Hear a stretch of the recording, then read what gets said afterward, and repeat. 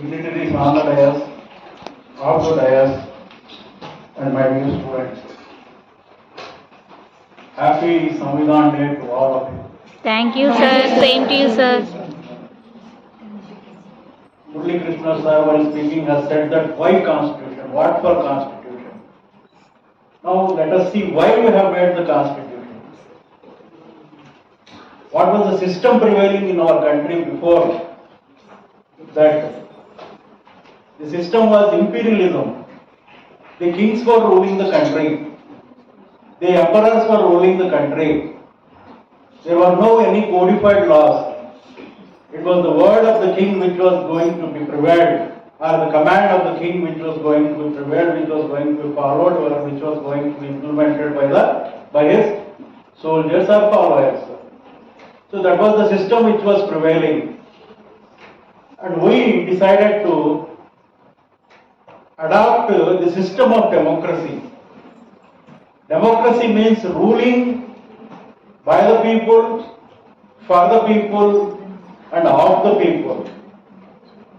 So for the purpose of ruling by the people, we needed a rule of law. So in a democratic system, we are governed by the rule of law and not by the rule of discretion.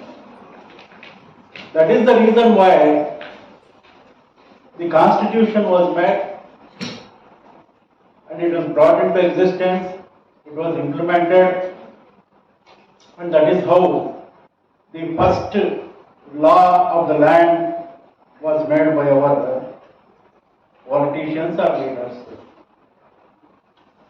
Now coming to the day, Constitution Day, how it has come into existence or how we are following it and why we are celebrating it.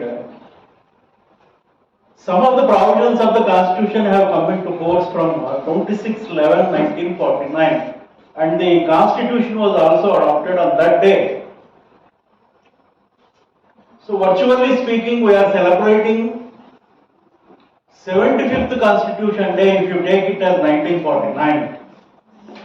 But we are taking it as 26/1/1950 because on which day the other provisions, all the provisions have come into effect, all the articles have come into effect. And that day is also called as a Republic Day.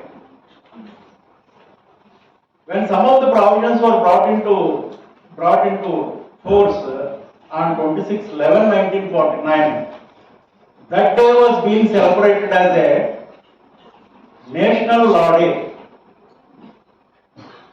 It was being celebrated as a National Law Day till 26/11/2015. 26/11/2015, up to that date, we were celebrating it as a Law Day. But our Honorable Prime Minister on 11/9/2019, on the occasion of laying the foundation of Statue of Equality of Dr. Baba Saheb Ambedkar in Mumbai, he announced it that the Law Day is going to be celebrated as a Constitution Day. Then on 19/11/2019, a notification was issued declaring it as a Constitution Day. Since then, 26/11 is being celebrated as a Constitution Day instead of Law Day. 2015, it is a Constitution Day. Any law which is against the Part 3, any law which is against the provisions of the Constitution is ultra vires. So, a law which is made subsequent to the Constitution is tested on the anvil of the Constitution and it will be declared as constitutional or unconstitutional or as ultra vires. There was a provision in IPC in section 303 which said that if a person is convicted for life imprisonment, if he commits a murder, then he has to be hanged. There is no other punishment. That was the provision 303. So that was a provision which was firstly declared as unconstitutional, and it was struck down by the Honorable Supreme Court in Mithu versus State of Punjab That was the case in which it was struck down, 303. Then coming to 497 of IPC, which deals with the offence of adultery. In fact, the constitutionality was challenged before the Supreme Court in the year 2019. 1985 itself. In the year 1985, the constitutionality of 497 was questioned, and the father of the present CJI, Justice Y.V. Chandrachud, was heading the bench, and they declared that in Saumitri Vishnu versus Union of India, they declared that it was not unconstitutional.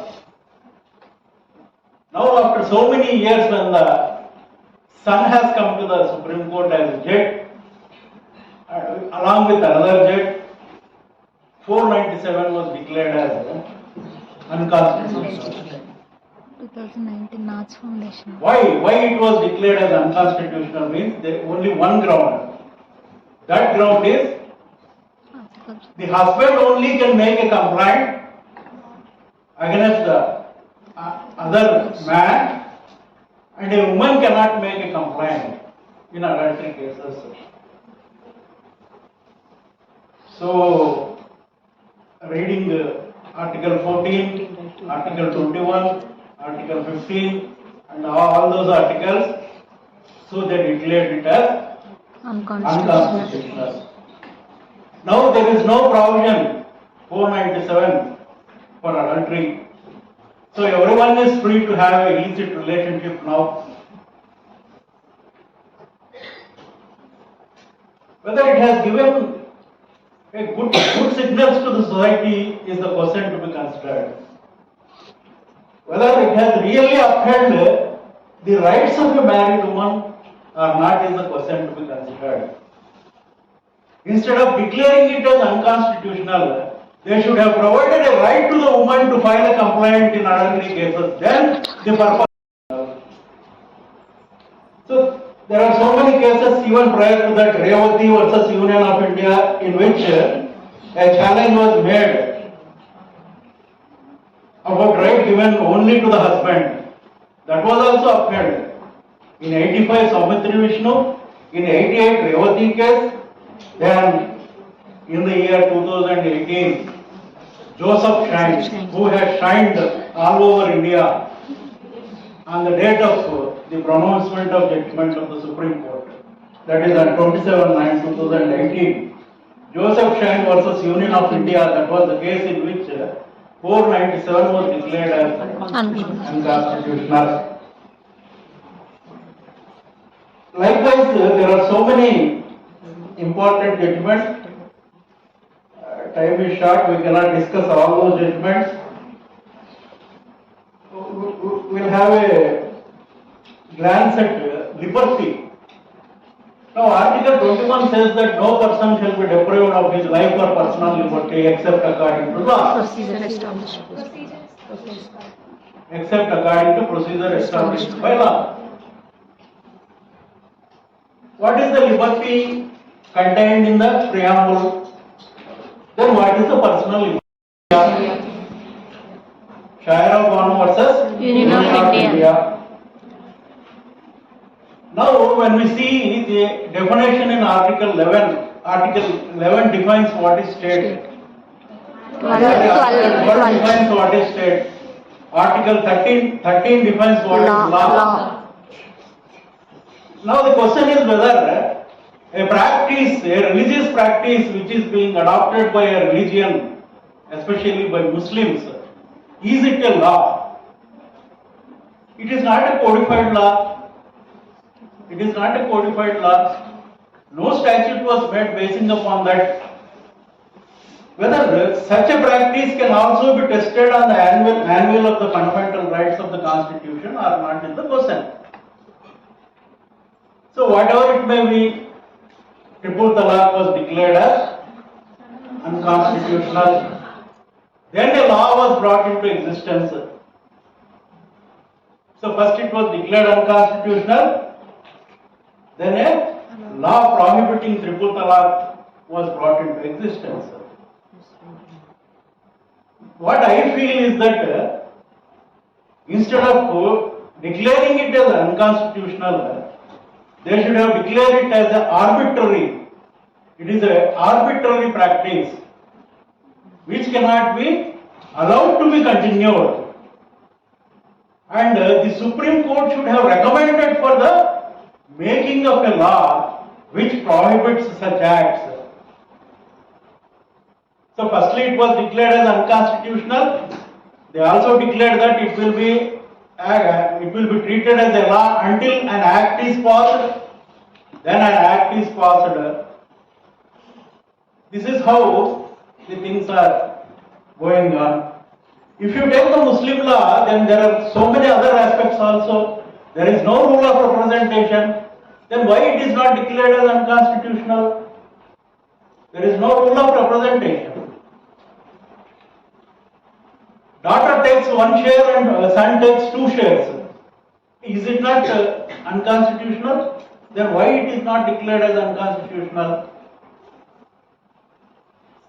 So the answer to this question, all these questions is making of uniform civil code, which mandated by Article 44 of the Constitution. So nearly after 73 years of the Constitution, making of Constitution, now the efforts are being made to bring a uniform civil code. In Shabano case itself, the Supreme Court lamented that there is a need for bringing uniform civil code in the year 1985. Now after nearly 40 years, after 73 years of the Constitution and after 40 years of that 1985 judgment Shabano case, now efforts are being made to bring to make the law with regard to uniform civil code. So Madam, at last, Madam is going to read out the preamble and we will all read out it. And I am thankful to the management, to the university, to the law department and to the students for giving me this opportunity. Thank you.